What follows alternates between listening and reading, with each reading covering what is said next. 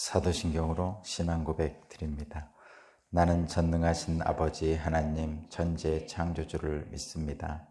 나는 그의 유일하신 아들 우리 주 예수 그리스도를 믿습니다. 그는 성령으로 잉태되어 동정녀 마리아에게서 나시고 본디오 빌라도에게 고난을 받아 십자가에 못 박혀 죽으시고 장사된 지 사흘 만에 죽은 자 가운데서 다시 살아나셨으며 하늘에 오르시어 전능하신 아버지 하나님 우편에 앉아 계시다가 거기로부터 살아있는 자와 죽은 자를 심판하러 오십니다. 나는 성령을 믿으며 거룩한 공교회와 성도의 교제와 죄를 용서받는 것과 몸의 부활과 영생을 믿습니다. 아멘. 찬송가 19장입니다. 19장.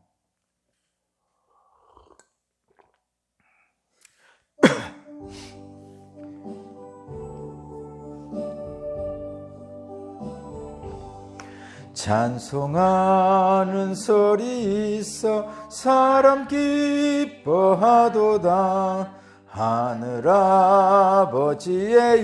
이름 거룩거룩하도다. 세상 사람 찬양하자. 거룩하신 하나님께 할렐루야 할렐루야 할렐루야 아멘. 하나님의 나라 연세 영원토록 있도다. 하나님의 영광 나라 거룩거룩하도다. 하나님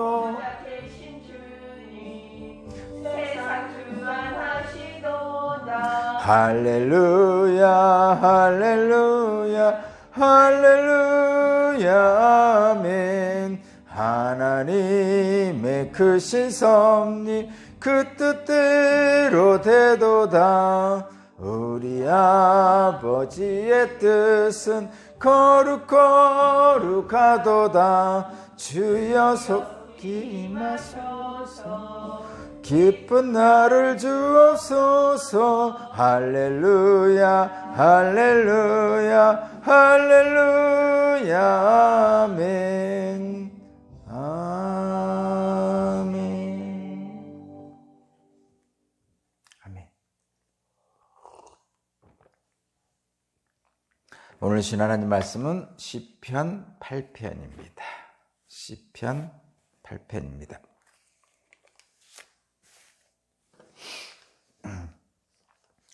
1000번째 50번이 넘었군요.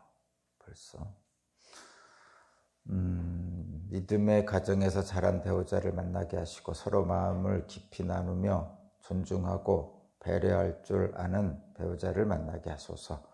수아에게 겸손함으로 다른 사람을 대하게 하시고 사랑의 의술을 펼치게 하소서. 수동이에게 지혜와 명철을 주셔서 연구를 통해 하나님을 경험하고 주님의 영광이 드러나게 하소서.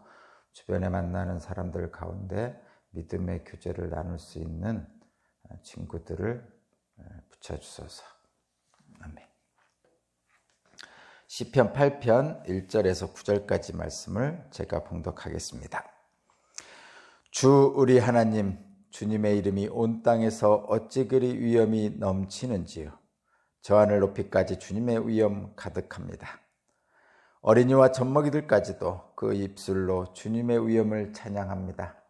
주님께서는 원수와 복수하는 무리를 꺾으시고 주님께 맞서는 자들을 막아낼 튼튼한 요새를 세우셨습니다. 주님께서 손수 만드신 저 큰 하늘과 주님께서 친히 달아놓으신 저 달과 별들을 내가 봅니다. 사람이 무엇이기에 주님께서 이렇게까지 생각하여 주시며 사람의 아들이 무엇이기에 주님께서 이렇게까지 돌보아 주십니까? 주님께서는 그를 하나님보다 조금 못하게 하시고 그에게 존귀하고 영화로운 왕관을 씌워주셨습니다. 주님께서 손수 지으신 만물을 다스리게 하시고 모든 것을 그의 발 아래 두셨습니다. 크고 작은 온갖 집짐승과 들짐승까지도 하늘 나는 새들과 바다에서 놀고 있는 물고기와 물길 따라 움직이는 모든 것을 사람이 다스리게 하셨습니다. 주 우리 하나님 주님의 이름이 온 땅에서 어찌 그리 위엄이 넘치는지요. 아멘. 아멘. 아름다운 찬양입니다. 오늘 말씀의 제목은 사람이 무엇이기에 그렇게까지 생각해 주시고 돌봐 주십니까? 그런 말씀입니다. 여기 사람의 나를 집어넣으면 되겠죠. 내가 무엇이기에 나를 이렇게까지 생각해 주시고 돌보아 주십니까? 이 찬양, 이 8편, 시편 8편의 찬양시는 하나님의 은혜를 경험한 자가 그 감동을 노래한 것이죠. 정말 아름다운 찬양시죠. 이 시인이 다윗이 썼다고 그렇게 기록하고 있는데, 이 시인이 느낀 하나님에 대한 이 시인이 느낀 하나님, 그 하나님이 우리도 그렇게 좀 느꼈으면 합니다. 이 시인은 어떻게 느꼈는지를 우리 한번 하나하나 좀 봤으면 좋겠고, 저와 여러분도 사실 이거 느끼고 있습니다. 실제로는 느끼고 있는데, 뭐 그런 거 있잖아요. 말하자면 글재주가 없어서 쓰지 못하는 거지, 실제로 보면은 다 느끼고 있더라고요. 뭐 여러분이 기도하는 것 보면은, 들어보면 기도가 사실 찬양이잖아요, 그죠? 그래서 기도하는 걸 들어보면 하나님을 느끼겠구나. 뭐 이 시인, 이 다윗의 시보다도 못지않는 그런 하나님을 느끼고 사는 분들을 제가 가끔 봅니다. 저도 물론 그렇고요. 제가 죄인이기 때문에 저 타락의 나락에서 벗어나지 못하는 경우도 많지만, 가끔 가다가 놀라우신 하나님을 경험하는 경우가 있지요. 그때 이런 찬양, 오히려 이 찬양이 모자르죠, 실제로는. 그죠? 우리가 느꼈던 그 하나님의 찬양에 대한 그 깊은 느낌, 그 감사, 찬양, 이런 것들보다 사실은 이 시가 모자르죠. 이 모자르다는 얘기는 말로 다 표현할 수 없다는 의미입니다. 우리가 느낀 것을 다 말로 표현할 수 없는 거죠. 어쨌든 이 시인은 자신이 느낀 하나님을 언어로 지금 표현해 놓은 거고, 그러나 이 시인이 느꼈던 그 하나님의 향한 찬양이 이것으로 다 한 것은 분명 아닐 겁니다. 최대한 자신이 느낀 하나님을 기록하려고 했겠지만, 언어적 한계 때문에 아마도 제 경험에 의하면 아마도 10%도 다 기록하지 못했을 겁니다.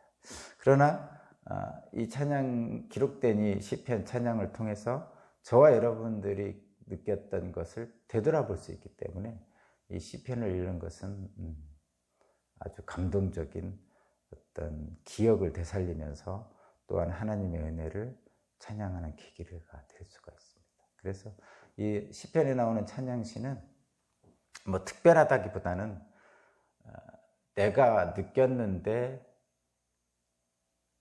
기억하지 못하던가, 내가 느꼈는데 기록하지 못했던 것들, 내가 느꼈는데 그 하나님의 찬양의 그 순간 외에 세상의 공고함 때문에 잊어버렸던 것들을 다시 한번 회상하면서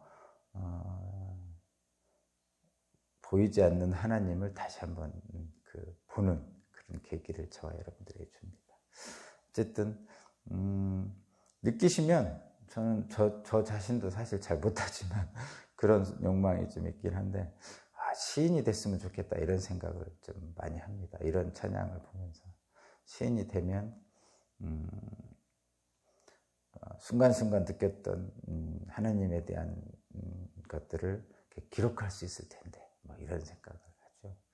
그래서 시인들 또는 그 수필가들 또는 소설가들 이런 문학을 하는 사람들이 이런 면에서 참 부럽더라고요. 저는 그런 재주가 없어서 하나님이 저한테는 그런 재주는 안 주셨습니다. 그래서 제게 주신 것은 하나님의 말씀을 좀 깨닫는 것, 그래서 전하는 것, 뭐 그 정도인 것 같아요. 물론 그것도 그 자체가 엄청난 거지만 어쨌든 좀 쓸 수 있는, 기록할 수 있는 능력도 좀 주셨으면 좋겠는데 그런 얘기도 하나님이 하시죠, 저한테. 좀 해봐 이런 얘기도 하시는데 제가 게을러서 그걸 못하고 있습니다. 어쨌든 오늘 말씀은 그런 하나님을 느낀 이 시인의 그 느낌과 저와 여러분들이 평소에 느꼈을 것들을 다시 한번 회상하면서 새로운 그 하나님의 영광 가운데 들어가는 오늘 이 시간이 되고 또 오늘 하루도 그런 감사와 찬양이 넘치는 하루가 되기를 바랍니다. 먼저 1절과 9절이 같은 것이 있어요. 뭐 시의 특징인데 시의 특징, 뭐 수미상관법 해가지고 앞부분과 뒷부분이 같은 것을 배치하는 그런 건데 그럼으로써 하는 그 시의 그 풍미, 맛을 더하는 그런 겁니다. 한번 제가 읽어볼게요. 1절과 9절. 주 우리 하나님 주님의 이름이 온 땅에 어찌 그리 위엄이 넘치는지요. 9절도 그렇죠. 주 우리 하나님 주님의 이름이 온 땅에서 어찌 그리 위엄이 넘치는지요. 참 잘 썼죠. 이런 감정이 들잖아요. 여러분들 들었죠. 주 우리 하나님 주님의 이름이 온 땅에서 어찌 그리 위엄이 넘치는지요.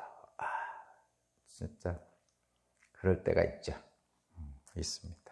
저 하늘 높이까지 주님의 위엄이 가득합니다. 내가 하고 싶은 말입니다. 그렇게 온 땅에 넘치는 주님의 위엄. 근데 여기서 얘기하는 온 땅이라는 것은 온 세상이라고 보면 돼요. 온 땅을 온 세상 이렇게 보는 거예요. 온 세상에 넘치는 주님의 위엄을 봅니다. 하늘 끝까지 넘치는 주님의 위엄을 봅니다. 실제로 참 그럴 때가 많죠. 근데 일단 그 온 땅에 넘치는, 온 세상에 넘치는 주님의 위엄, 하늘까지 가득한 주님의 위엄이 왜 그런지를 이 시는 또 이 짧은 시 가운데 쓰고 있어요. 기록하고 있어요. 이게 순간적으로 느끼는 거죠. 아, 주님의 위엄이 온 땅에, 온 세상에 넘치는구나. 근데 그렇게 넘치는 이유를 두 가지가 아니라 한 가지인데 결과적으로 보면 이 사람이 그것을 느끼는 거예요. 어떻게 이 사람은 주님의 위엄이 온 땅에 넘치는 것을 느끼냐면 첫 번째는 2절이죠. 2절. 어린이와 젖먹이들까지도 그 입술로 주님을 찬양합니다. 하면서 어린이와 젖먹이들을 내세우죠. 그러면서 그 다음을 보면 주님께서는 원수와 복수하는 무리를 꺾으시고 주님께 맞서는 자들을 막아낼 튼튼한 요새를 세우셨습니다. 이렇게 하죠. 갑자기 어린이들과 젖먹이들을 내세우다가 갑자기 주님을 대적하는 자들이 나오죠. 이것은 이게 온 땅에 주님의 위엄이 위대한 이유를 지금 시적으로 표현하고 있는데 이런 것이죠. 이런 것이죠. 사람을 보니, 그러니까 사람 사는 세상을 보니 어린아이와 젖먹이들 같은 연약한 존재들이 하나님을 찬양하더라. 그 얘기는 뭐냐면 이런 연약한 어린아들과 젖먹이 같은 연약한 사람들을 통해서 대적자들을 꺾으시더라. 이런 얘기예요. 그러니까 연약한 어린아이와 젖먹이들이 하나님을 찬양한다는 것은 이런 연약한 사람들이 하나님의 은혜를 받아서 세상의 권세자들, 하나님을 대적하는 자들, 주님께 맞서는 자들에게서 그들을 부끄럽게 하더라. 이런 얘기입니다. 연약한 자들을 들어서 강한 자들을 부끄럽게 하신다는 바울의 말씀과 같은 거죠. 그러니까 어린아이와 젖먹이들과 같은 연약한 존재들이 하나님을 찬양하는 것으로, 하나님의 은혜를 받아 사는 것으로 하나님을, 주님을 대적하는 자들, 주님께 맞서는 자들을 꺾으시고, 그래서 그들의 교만을 잠잠케 하시더라. 그죠? 온 땅에 주님의 위엄이 넘치는 이유입니다. 그러니까 만약에 세상의 권세자들, 힘 있는 자들이 연약한 자들을 지배하고 깔아뭉개는 세상이라면 주님의 위엄이 넘칠 이유가 없겠죠. 그죠? 연약한 자들이 오히려 강한 자들을 부끄럽게 하고 주님의 부끄럽게 하시는 그런 주님의 위엄이 넘치는 세상을 지금 노래하고 있는 거예요. 다윗은 지금 그걸 보고 있죠. 근데 우리들이 이것을 잘 살펴봐야 돼요. 왜냐하면 연약한 자들이라니까 이렇게 생각하잖아요. 우리는 보통 힘없는 자들, 소외된 자들, 이렇게 생각해야 돼요. 힘없는 자들, 실패한 자들, 이렇게 생각하잖아요, 보통. 그러니까 여기에 나온 어린이, 젖먹이 이렇게 해서 연약한 자들 이렇게 하면 힘없는 자들, 실패한 자들 이렇게 생각하고, 그 권세자들 하면 성공한 자들, 출세한 자들 이렇게 생각할 가능성이 있는데, 사실은 여기 내용은 그런 건 아니에요. 이런 거죠. 선한 사람들, 하나님의 뜻을 따라 살려고 하는 사람들, 사랑하려고 하는 사람들, 섬기려고 하는 사람들, 헌신하려고 하는 사람들, 이런 사람들이고, 여기에 주님을 대적하는 자들이란 것은 자기 욕심만 챙기는 사람들. 그래서 어떻게 해서라도 남을 짓밟고 성공 출세하려는 사람들, 이런 의미 속에서 강한 자들입니다. 그러니까 세상에서 말하는 강한 자들은 어떻게 해서라도 출세하려고 그러죠. 그러니까 경쟁에서 이겨야 되니까. 둘이 있으면 내가 앞서야 되고, 셋이 있으면 물론 내가 앞서야 되고, 60명 있어도 내가 앞서야 되고, 다 그런 개념이 있잖아요. 그러나 여기에서 연약한 자들이란 것은 함께 사는 거죠. 1등도 60등도 1등도 30등도 서로 사랑하며 살겠다고 하는 사람들을 얘기하는 거예요. 그러니까 세상에서 강한 사람들, 강한 사람들은 대부분 경쟁에서 이기죠. 이긴 사람을 얘기하는 거죠. 요즘 대통령 후보, 1위 달리는 사람, 지지율 1위 대통령 후보, 조사해 보면 이런 사람들, 그쪽으로 사람들 다 보이잖아요. 그런 거 있잖아요. 당대표 선거할 때도 대세니 이런. 근데 그 대세니 하는 그쪽으로 자꾸 사람들이 모이는 것은 그런 거죠. 그쪽이 이제 성공 출세할 길이라고 생각하는 거죠. 정당성이니 이런 것을 먼저 보는 것이 아니고, 물론 전체적으로 보면 그 시대 정신을 담은 사람을 따라가겠지만, 그러나 사람들이 거기에 모이는 사람들을 보면 시대 정신이 이런 것보다는 그냥 다른 경쟁자를 물리치고 성공 출세할 수 있는 그런 쪽을 생각하는 경향이 있는 것이죠. 그런데 하나님은 그렇지 않다는 거예요. 하나님은 공의의 하나님, 정의의 하나님이시죠. 그래서 그런 어떤 세상의 권력과 이런 데를 추구하는 그런 이기적인 욕망이나 이런 것보다는 선하신 하나님의 세상을 창조하신 목적에 따라 살려고 애쓰는 사람들. 그래서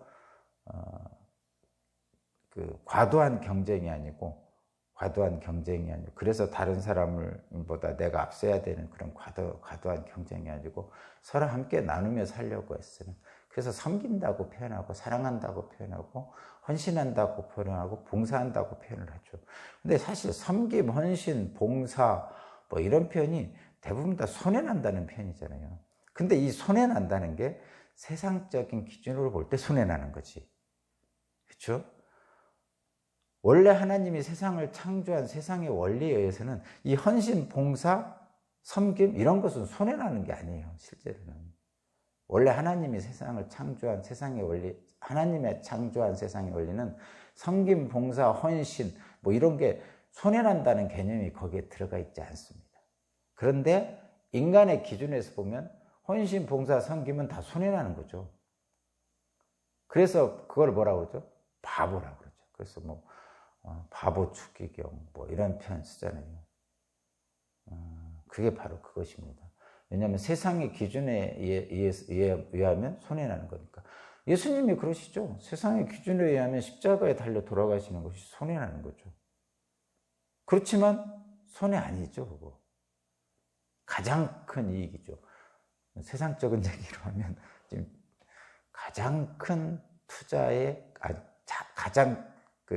가장 이익이 많은 투자죠. 그러니까 세상의 논리를 이렇게 생각을 해보면 그래야 이해가 편안한가 해서 제가 한번 들어보는 건데, 예수님의 십자가의 보혈의 피 죽으심은 사실은 하나님의 가장 큰 성공한 투자죠. 이런 표현은 옳지 않은데 어쨌든 그렇습니다. 하나님이 창조한 세상은 섬김, 사랑, 헌신, 봉사 이런 것에 손해의 개념이 없습니다.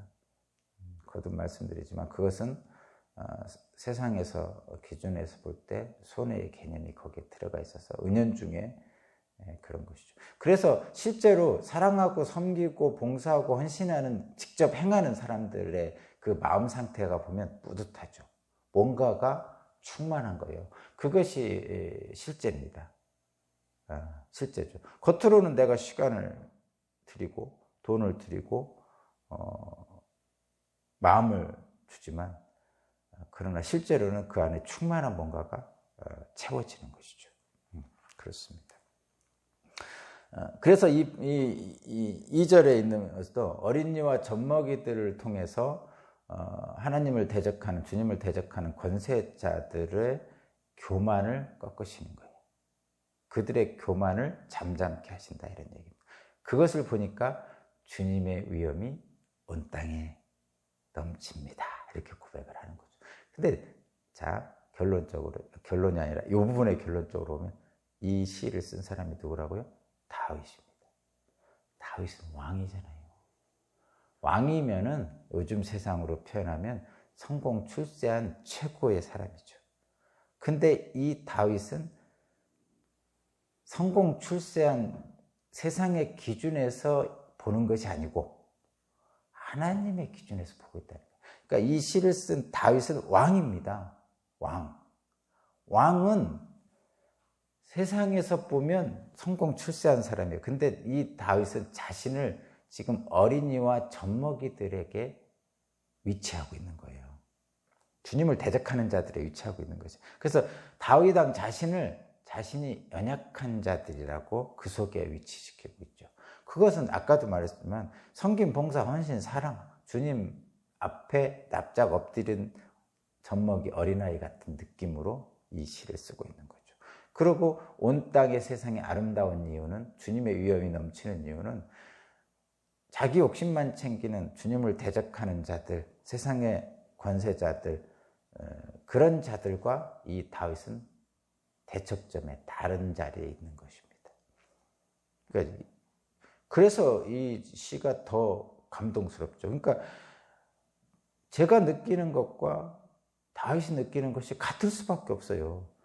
그 사람의 현재의 지위가 왕이든 재벌이든 촌부든 농사를 짓는 사람들, 어부든 또는 그냥 사업가든 종업원이든 언제 어디에 있든지 상관이 없는 거죠.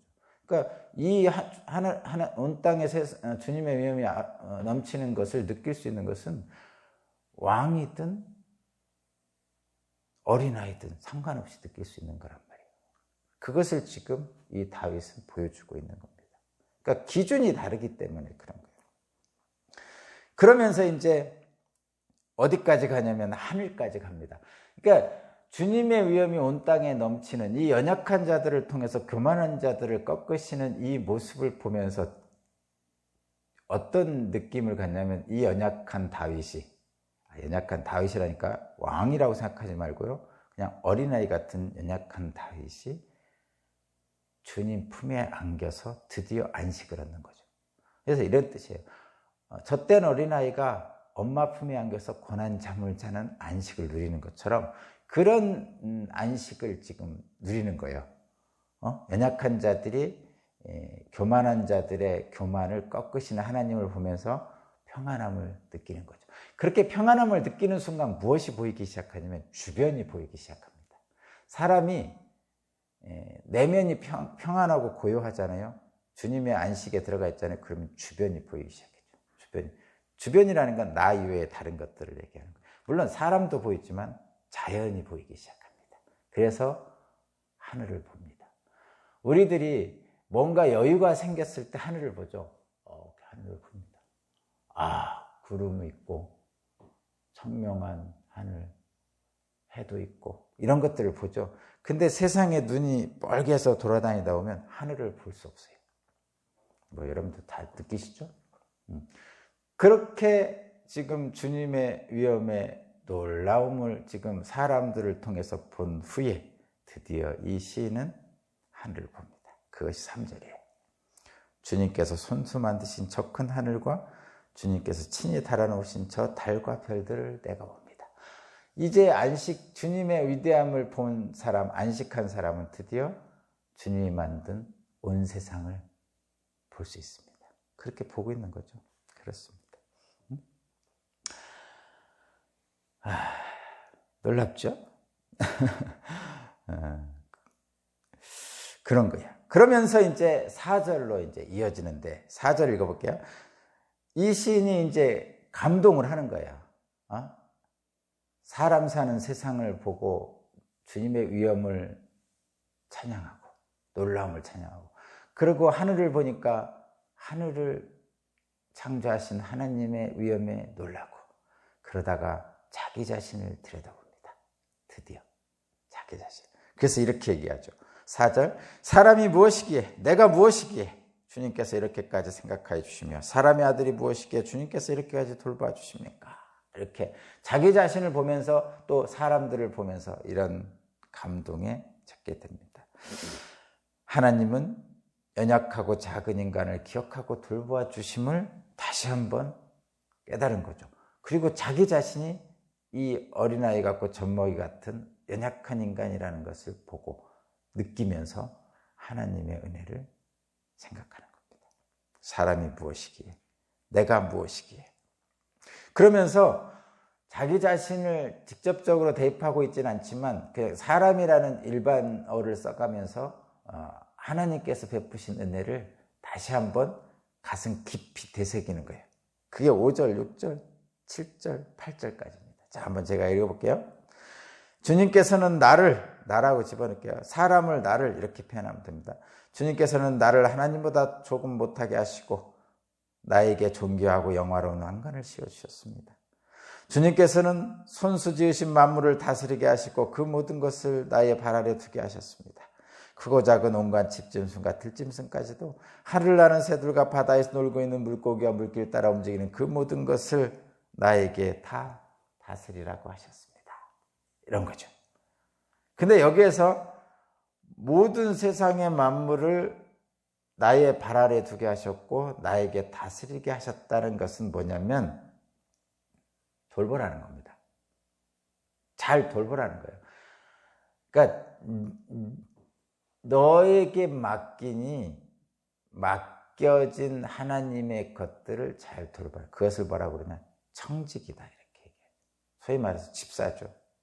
주인의 것을 맡아 돌보는 집사입니다. 청직이라고 표현하죠. 그래서 이 땅에 있는 모든 것들은, 하나님이 만드신 모든 것들은 나에게 맡기셨는데, 인간에게 맡기셨는데 어떻게 하라고 그러냐? 하나님의 뜻에 합당하게 잘 돌보라는 거죠. 그것이 우리에게 맡겨진 일입니다. 왜 우리에게 맡기셨을까? 거기에 하나님보다 조금 못하게 만드셨다고 이렇게 표현하고 있죠. 5절에. 뭐 천사보다 조금 못하게 만드셨다 이렇게 표현도 합니다. 기본적으로는 하나님의 형상에 따라 인간은 만들어졌죠. 저와 여러분들이 그렇죠. 하나님의 형상에 따라 만들어진 사람에게, 저와 여러분에게 모든 피조물, 하나님이 만드신 모든 피조물을 돌보라고 말씀하시고 계신 것입니다. 그것을 이 다윗은 깨달은 거죠. 이 시인은. 그래서 또 한 번 하나님을 찬양하죠. 주 우리 하나님, 주님의 이름이 온 땅에 어찌 그리 위엄이 넘치는지. 감히 자기에게 맡겨주신 하나님의 그 은혜를 찬양하지 않을 수 없죠. 사람이 무엇이기에, 내가 무엇이기에 이렇게 나를 생각해 주시고 나를 돌봐 주십니까? 그리고 세상의 모든 피조물을 나에게 맡겨주십니까? 하면서 느끼는 순간 주님의 위엄이 어찌 그리 온탕에 넘치는지 하면서 찬양하지 않을 수 없는 거죠. 그래서 이 사람은 결국은 어떻게 하겠다는 거냐? 내가 주님의 이름이 온 땅에 넘치도록 모든 피조물을 돌보고 섬기겠습니다. 이 얘기가 여기에 잠겨져 있는 거예요, 지금. 그러니까 이 사람이 이 시를 마무리하면서 이 시에 뭐가 담겨 있냐면 하나님이 내게 맡기신 모든 것들을 하나님의 뜻에 합당하게 잘 섬기고 돌보겠습니다라고 고백하고 있는 거예요, 사실은 이 안에. 사람이 무엇이기에, 내가 무엇이기에 이렇게까지 생각하여 주시고 나를 돌봐 주십니까? 그렇게 나를 돌보시고 생각하여 주신 하나님의 은혜에 감사해서 나도 하나님이 맡기신 모든 것들을 잘 돌보겠습니다. 이렇게 하고 있는 거예요. 저와 여러분에게도 이런 은총이 있기를 바랍니다. 기도드립니다. 하나님 감사합니다. 죽을 수밖에 없는 나지만 늘 생각하여 주시고 돌봐 주셔서 또한 하나님의 형상을 닮은 자로 살 수 있도록 제게 맡기신 모든 일을 돌보라 하신 하나님, 그 일을 감당할 수 있도록 오늘 또 허락해 주신 능력에 감사하고 오늘 또 주님의 뜻에 합당하게 말씀대로 살겠습니다. 더 사랑하고 먼저 사랑하고 잘 섬기고 돌보면서 그들과 함께 기쁨을 나누고 하나님이 주신 영광을 바라보며 오늘 또 담대한 기쁨 속에서 살아가기를 원합니다. 함께 하실 줄 믿습니다. 예수 그리스도 이름으로 기도합니다.